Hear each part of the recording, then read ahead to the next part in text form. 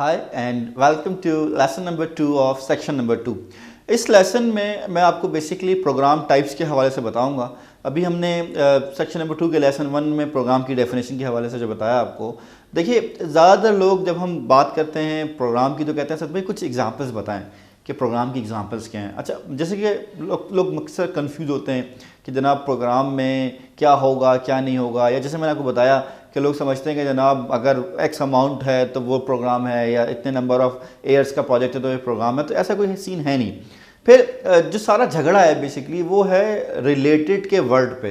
Programme की definition क्या है? प्रोग्राम की डेफिनेशन है a programme is a group of related sub programmes, projects and other works. तो ये जो रिलेटेड है ये है क्या? देखिए रिलेटेड जैसे कि मैंने बताया भी आपको, वो क्या है, बेनिफिट से अलाइन है कि जब सारे जो प्रोजेक्ट्स हैं वो बेसिकली किसी ना किसी बेनिफिट से अलाइन है। लेकिन अगर हम उसकी बाइफिकेशन करना चाहें या एग्जांपल्स देखना चाहें तो हम ये कह सकते हैं कि जनाब जो मल्टीपल प्रोजेक्ट्स हैं जो आपस में रिलेटेड हैं या सब प्रोग्राम्स हैं वो किसी ना किसी तरह से एक दूसरे से बाइंड हो रहे होंगे। तो मैंने क्या किया, थोड़ी सी रिसर्च की, एक दो बुक्स को पढ़ा और देखा तो मुझे 4 डिफरेंट टाइप्स ऑफ रिलेटेड के कॉन्सेप्ट्स मिले।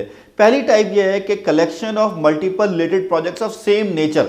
नेचर का मतलब ये टाइप सेम है। जैसे फर्स्ट करें आईटी के प्रोजेक्ट्स हैं तो सारे आईटी के ही हैं, कंस्ट्रक्शन के तो सारे कंस्ट्रक्शन के, लेकिन वो डिस्बर्स नहीं है, ठीक है, वो कहीं ना कहीं किसी ना किसी बेनिफिट से अलाइन है। जैसे कि सबसे अच्छी या सबसे कहता हूँ कॉमन एग्जांपल जो है वो ये है कि कराची में हमने देखा है कि पिछले कुछ सालों में हमने कॉरिडोर्स बनाए हैं।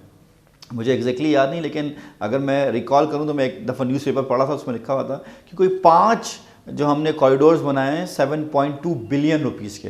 सो मैं समझता हूं कि हर जो कॉरिडोर है वो एक प्रोग्राम है। जैसे एग्जांपल के तौर पे हम कॉरिडोर 1 की बात करते हैं। कॉरिडोर 1 में अगर आप देखें, आपके पास पहला ब्रिज है जो शारा फैसल से कारसाज को कनेक्ट कर रहा है, दूसरा ब्रिज है जो कारसाज से जो है वो बेसिकली आपके नेशनल स्टेडियम को कनेक्ट कर रहा है, तीसरा ब्रिज है जो हसन स्क्वायर है का ब्रिज है, चौथे अंडर पासिस हैं, एक लालूखेत का और एक जो है बेसिकली गरियाबाद का, पांचवा अंडर पास है नाजाबाद का, छठा ब्रिज जो ज़माने में बनाना था पार्ट ऑफ द कॉरिडोर जो नहीं बना वो बाद में बनाया उन्होंने एज अ सेपरेट प्रोजेक्ट, वो है इफ्जा अल्ताफ ब्रिज।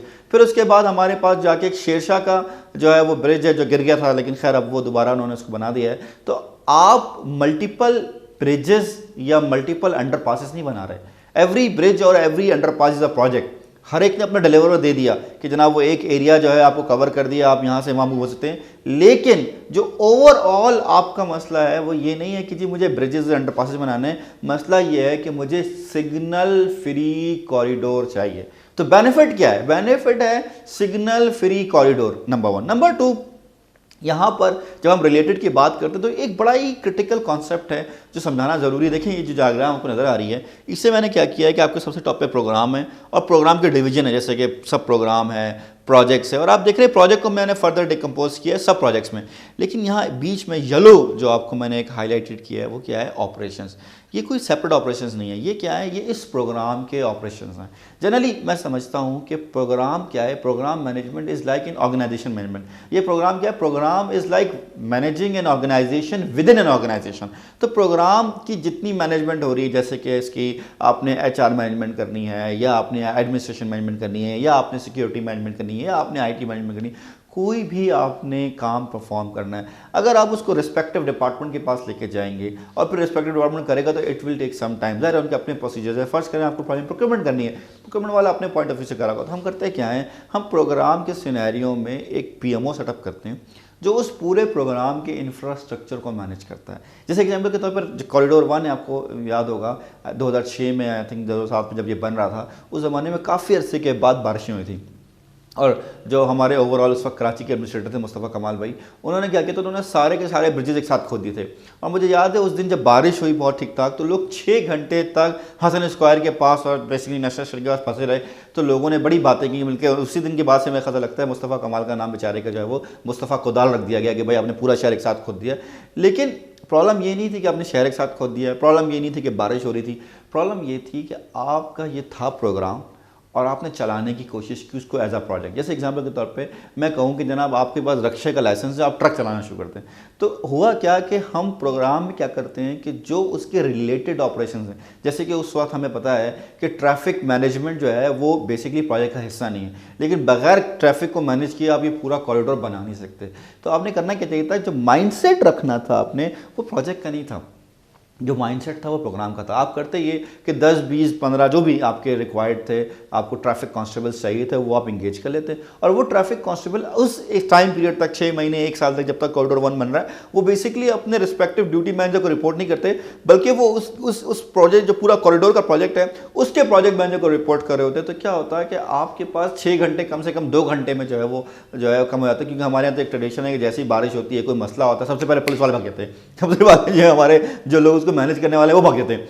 तो बेसिकली कॉन्सेप्ट क्या है, collection of multiple related projects, ठीक है, और उसको मैनेज करना है किस तरह से, जैसे आप एक ऑर्गेनाइजेशन मैनेज करते हैं और उसका कोई ताल्लुक नहीं है कि वो जनाब एक इंडस्ट्री से हो या ना हो। लेकिन ये जो मैंने एग्जांपल दी इसमें बताया मैंने कि ये सारे के सारे एक बेनिफिट से अलाइन है। बेनिफिट क्या है आपके पास, सिग्नल फ्री कॉरिडोर, और इसको चलाना कैसे, प्रोग्राम की तरह, ताकि वो एक ही तरह से मैनेज हो सके। क्योंकि जो डेफिनेशन का दूसरा हिस्सा है वो क्या है, manage in a coordinated way to obtain benefits which are not available if manage in other way. अगर आपने सेपरेटली किया तो मैनेज नहीं हो पाएगा।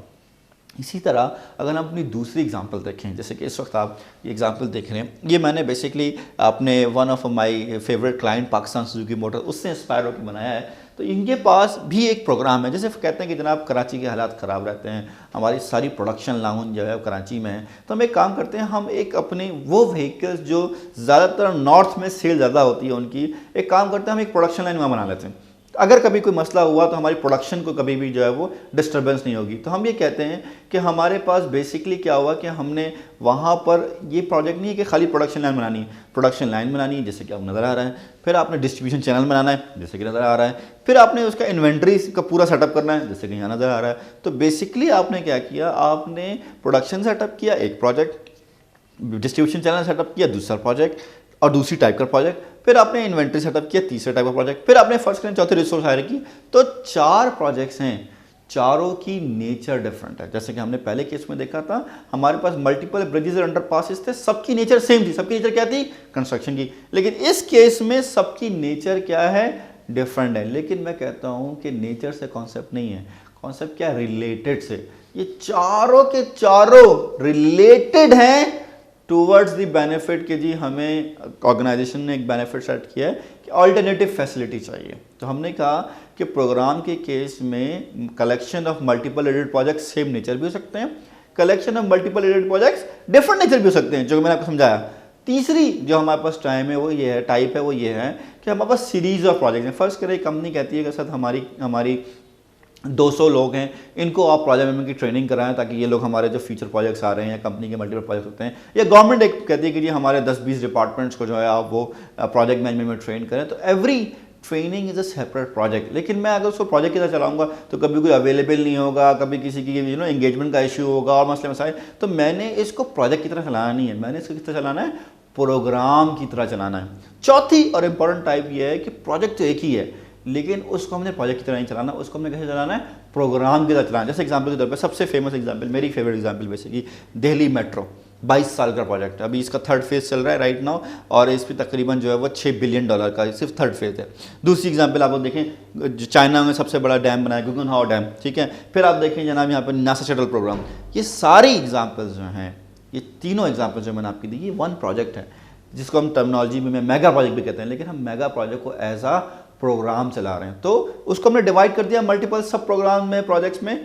पूरा कॉन्सेप्ट क्या है, कॉन्सेप्ट ये है कि programme is a collection of related projects. Related क्या, चाहे सेम टाइप के हो, चाहे डिफरेंट टाइप के हो, चाहे सीरीज हो, या सबसे इंपॉर्टेंट जो बताया मैंने, एक ही प्रोजेक्ट है लेकिन क्या है, आपने उसको प्रोग्राम के कॉन्सेप्ट से चलाया है। प्रोग्राम का कॉन्सेप्ट क्या है, प्रोग्राम का कॉन्सेप्ट है कि you are basically managing interrelated projects, interdependent projects, so that you can achieve the benefits which you are targeting. I hope इस वीडियो में, इस लेक्चर में आपने जो है कॉन्सेप्ट को भी समझा होगा और आपने ये भी समझा होगा कि किस तरह से हम उसको डिज़ाइन कर सकते हैं। Thank you.